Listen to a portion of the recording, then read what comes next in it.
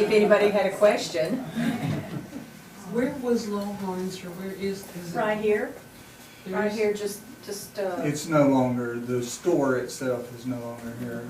Near It's Laundry right Mat, where, like? or- near the bicycle shop here. Okay, it was a grocery store. General store, it was the old fashioned, like, got everything, pots and pans, Yeah. clothes, you name it.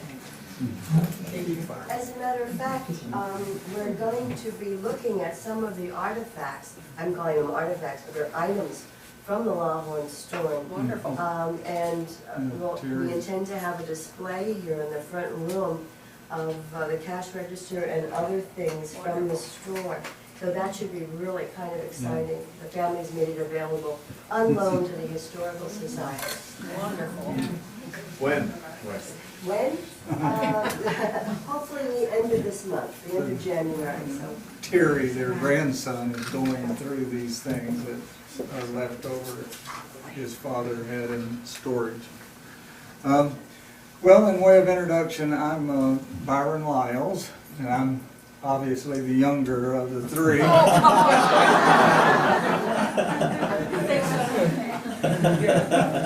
So,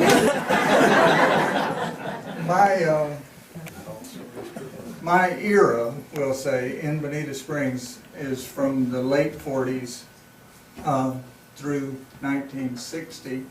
I went into service in 61 and came back here in 64, and the community was pretty well changed and on the way up. My era, did that stay on there?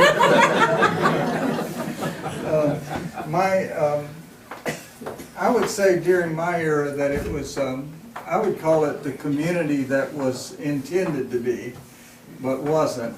The original development of the city of Bonita Springs was this like 8-block by 4 or 5 block area right here, starting up here at Goodwin Street and going south. And that was originally designed for its time in 1913 along the lines of, say, Bonita Bay was the intent of the development. And it really didn't get off of its feet, hardly. They built a hotel and they had a land office and they encouraged a couple of business people and sold a few lots, but then the Depression hit and they scattered. And so I grew up in what was the remnants of the city that would have been. And so it was a different community, but I loved it. And I wouldn't have had it any other way, and maybe providentially that's why Gene and Don loved it too, is that it wasn't the city that they originally planned. And so that makes me hope that our founding fathers or city fathers will keep that in mind in developing this area of Bonita Springs. But as far as my, we'll say, claim to fame, my grandfather, J.W. Liles, along with his 3 brothers, who was Marvin, that's Frank's grandfather, and then Lawrence, and then Carson, came here right at the turn of the century, right at the end of the 1800s. I'm not sure the exact date, but I know they were here in 1905. I was just in Fort Myers looking at the microfiche of the Fort Myers News Press, which was a weekly paper at the time, for 1905. And I saw where C.C., which was Carson, he was the young one, was in Surveyor's Creek visiting his brothers. So I know they were here in 1905. And I think, you know, Don alluded to the fact that we were kind of frowned upon as being in Bonita, and I believe that's true in high school anyway. Everybody from Bonita went to high school at Fort Myers Senior High. And Bonita Springs School went to the 9th grade when I was going there. But after the 9th grade, you went to Fort Myers Senior High. And you were treated as an outsider. But I think part of the reason that Bonita developed kind of the reputation as being treated as outsiders was that it was developed and lived in by people of a very independent and a strong independent character. And they really didn't want help from outside or support from outside. So like with the Red Cross incident, they take care of themselves. And so it might not have been a shunning, although we are on the end of the line of shipments and things like that, even up into the 70s. I remember, Byron, that we were called Bonita Bums Yeah. on old Bus 20. Bus 20, yeah. We rode Bus 20, we were called the Bonita Bums. I think that were 20 The also. Bonita girls, yeah. Yeah. Yeah, there's one of my school buddies over there, Judy. We rode the bus together. We started first grade together. Actually, they didn't have kindergarten then. But anyway, my grandfather. Byron, you could always tell the Bonita girls walking down the street because they were all They barefoot. didn't have shoes. We don't want to talk. But they did have a very independent and strong spirit, and that I'm proud of, and I think that's what made Bonita like. And they were trying to think of the population. I know in I believe I was 12 years. Let's see, it's probably 1954. My cousin Frank and I, we were always industrious, trying to figure out some way to make some money. It was that seemed to be the main goal when we were kids, is how to make some money. And we were over here at Benson's buying a Coke, and Cecil, Harvard, said that he was going to try something new and have the flyers for the week passed out to houses instead of mailing them, to see if that might be more economical for them. So, and for dishonest boys, this might not have worked, but we were very honest young men and could be trusted, and Cecil just gave us a big stack of the flyers, and I think there was like 400 or 500 flyers there. And he said, hand out to each house as many as we could. And we honestly handed out 300 flyers and came back and reported to Cecil that we had handed out 300, and he paid us $3 for doing it. But it would have cost him more than that to have mailed them at the time. And so anyway, my grandfather came here as a single man. He was 21 or 22 years old. And he came here as an Orange Grove attendant.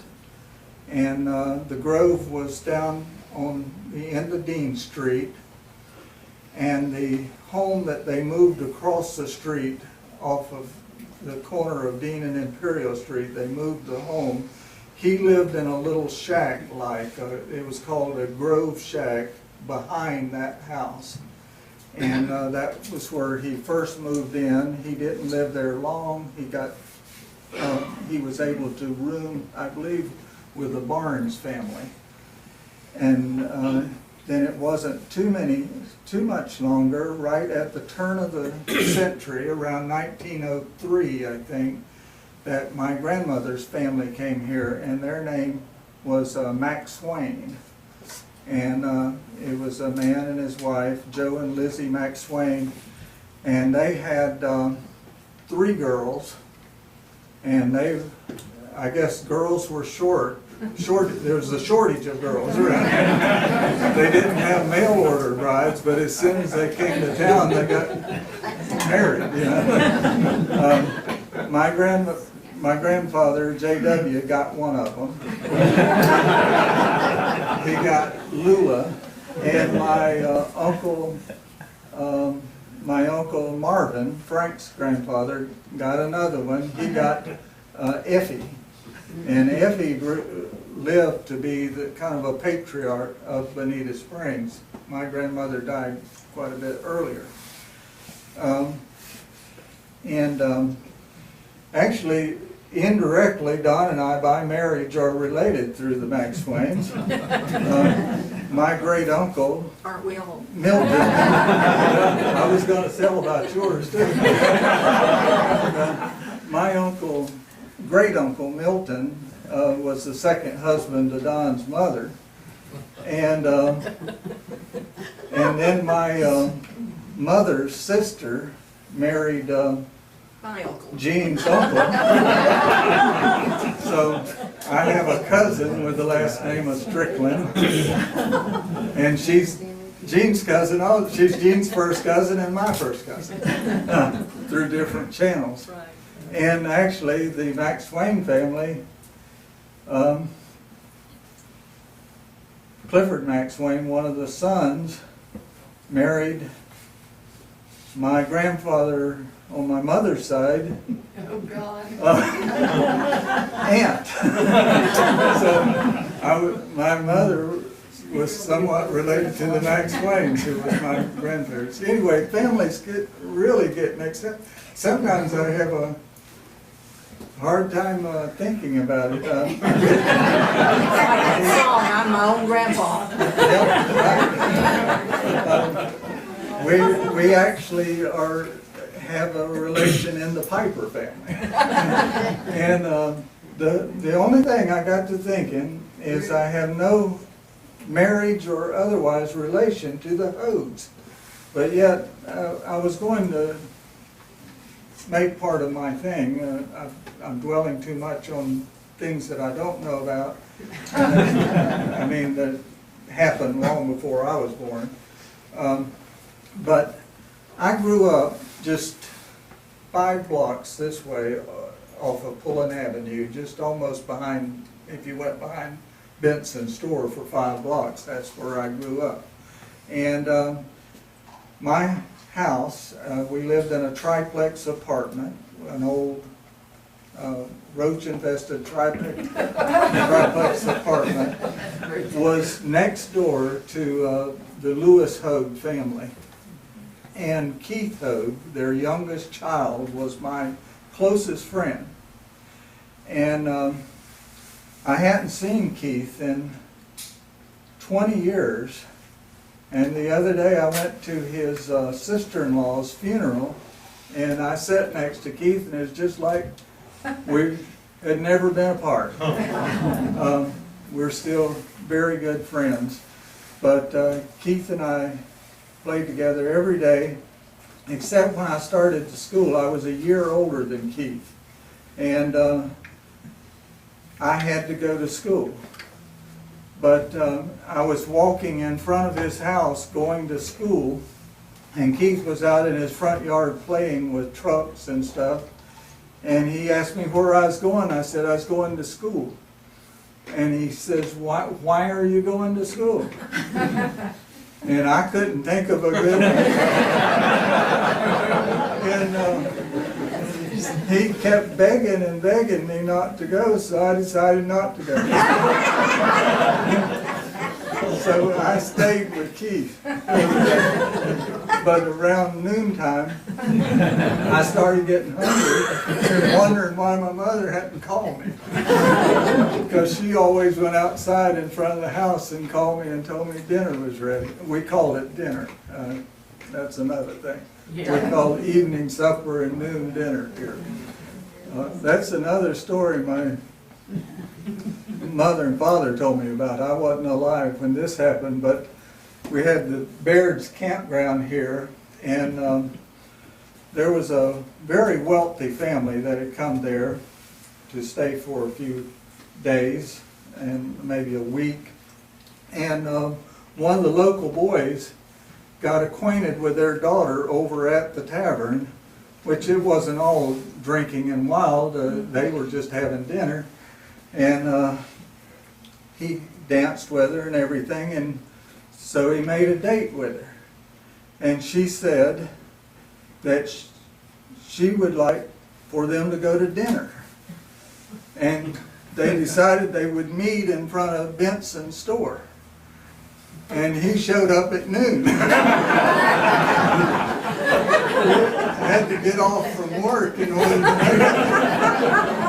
But he showed up at noon, and he stood around until he got pretty angry that she had stood him up, and then she showed up at like 5 o'clock in the afternoon, and he wasn't there. And they never did have their day. So, we still have contention on, but the reason for that dinner is that my mother's family came from Georgia, and they were farmers. And the noon meal was always the biggest meal of their day, and they called it dinner. And in the evening, my grandfather would pour a cup full of buttermilk and put cornbread in it, and that would be his supper. But for noon, they would have all the field workers and everybody, and they would have a huge spread. Don mentioned cows. My grandfather did a lot of things. He was a trucker, primarily, and a grove tender, but he also raised cows. Him and my father tried ranching for a while. And the dipping program is what got them, actually. It was their death bell. The government required them to dip the cows every 14 days, and this was open range here.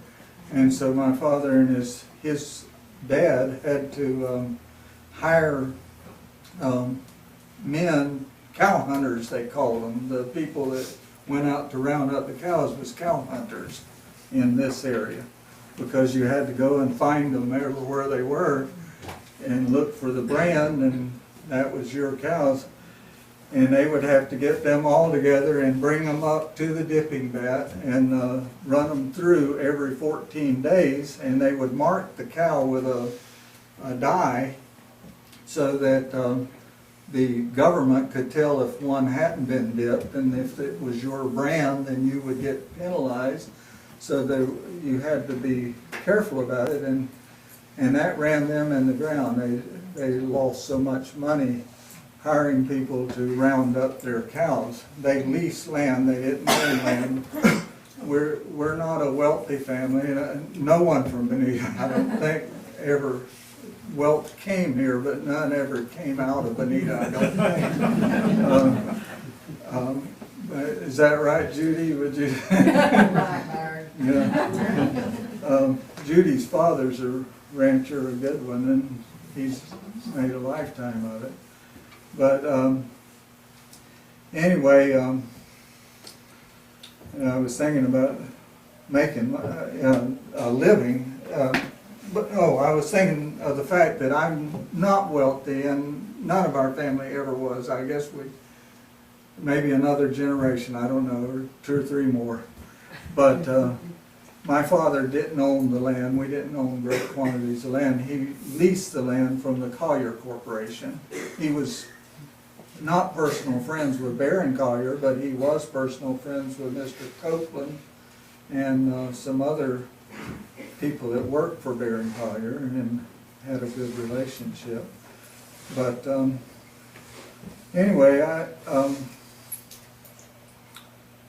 Keith and I were closest of friends, and it was a strange thing. Keith came from a family of 9 children.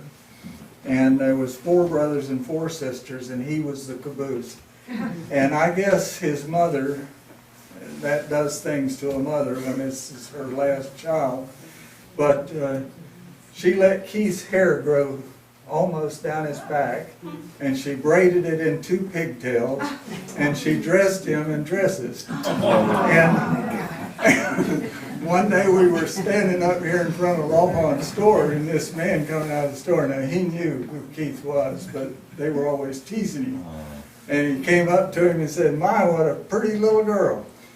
And I don't think Keith was wearing underwear because he threw his dress up over his head. And he said, "I'm no girl." But it didn't hurt him. If you knew Keith, he was a star football player on the Naples High School Golden Eagles. And it didn't warp him at all. I don't know.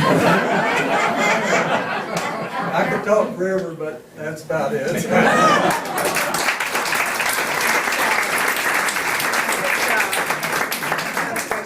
What happened for your dinner when you were playing with Keith and you weren't at school? What happened? Oh, yeah. Well, I came home looking for something to eat. And my mama asked me what I was doing at home. And I said, "Well, I came to eat." And she said, "Well, why aren't you in school?" And I said, "I decided not to go." And I knew it was bad, but she got very upset and said, "Your father's going to have to talk to you." And that was always really bad. And when my dad got home, she told him what happened. And they told me I had to go to school. And I said, "No, I don't." And they said, "Well, you can be put in jail if you don't go to school." You shouldn't use that with your kids. You can be put in jail. But I said, "Well, I'm gonna run away." And they decided maybe that was too drastic, so they told me they would go in with me the next day and talk to my teacher. And they did. Went in and talked to Mrs. Van. And I guess it worked out because I made it through school. I wasn't an outstanding student at all, but my mother was very a good worker in the PTA, so most of the teachers liked me and passed me.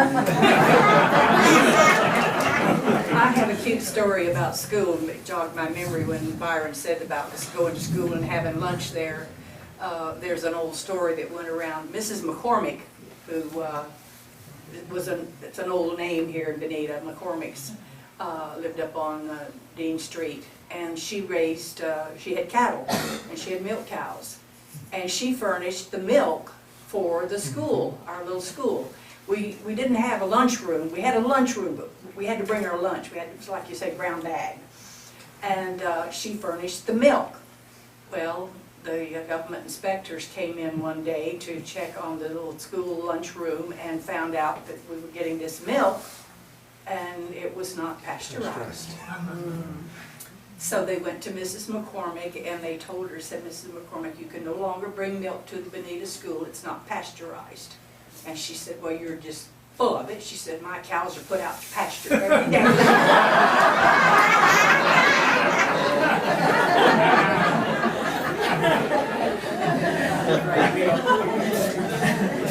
You know, I was asked before about Benson's grocery store, and they asked me, they said, "Well, has it always been Benson's grocery store?" And I said, "No, it hasn't."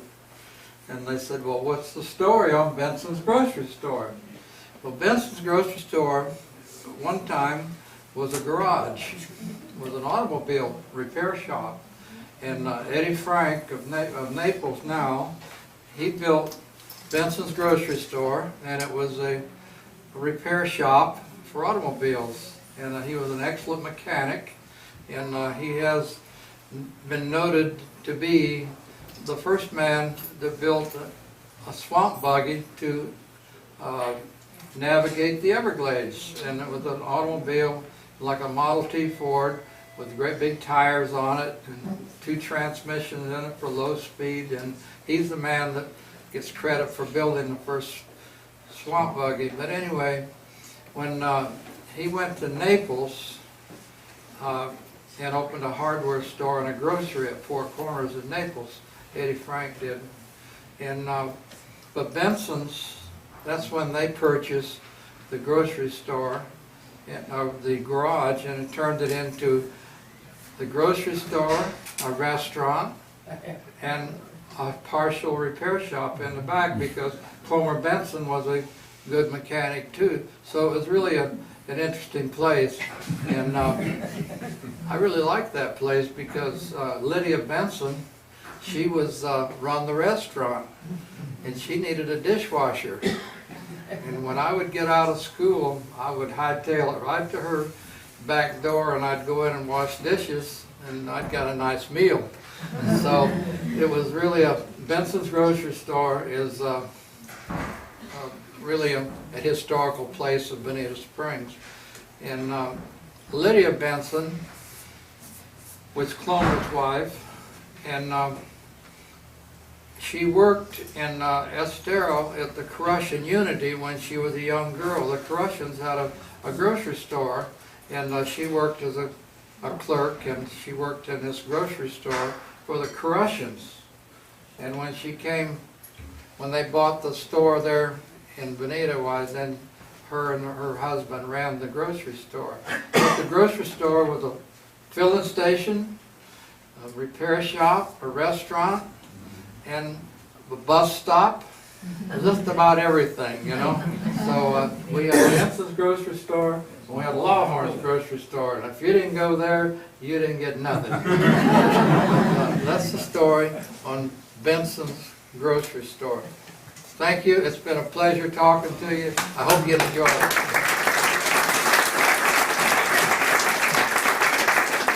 I want to thank you, Mayor and gentlemen. That was very entertaining, really. Another side of Bonita Springs. Thank you very much.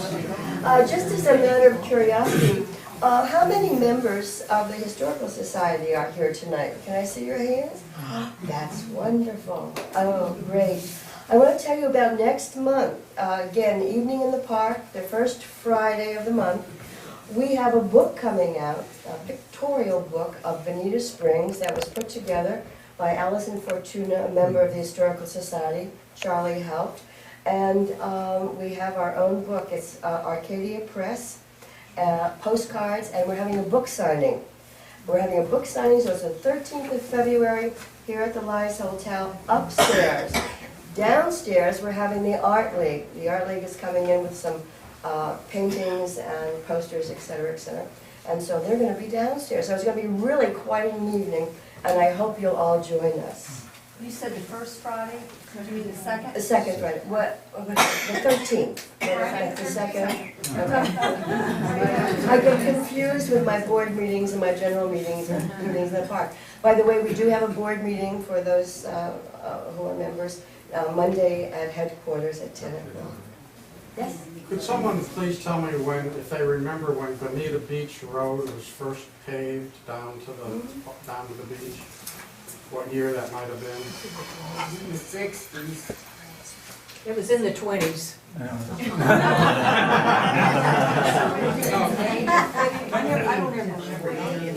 You're talking about Hickory Boulevard?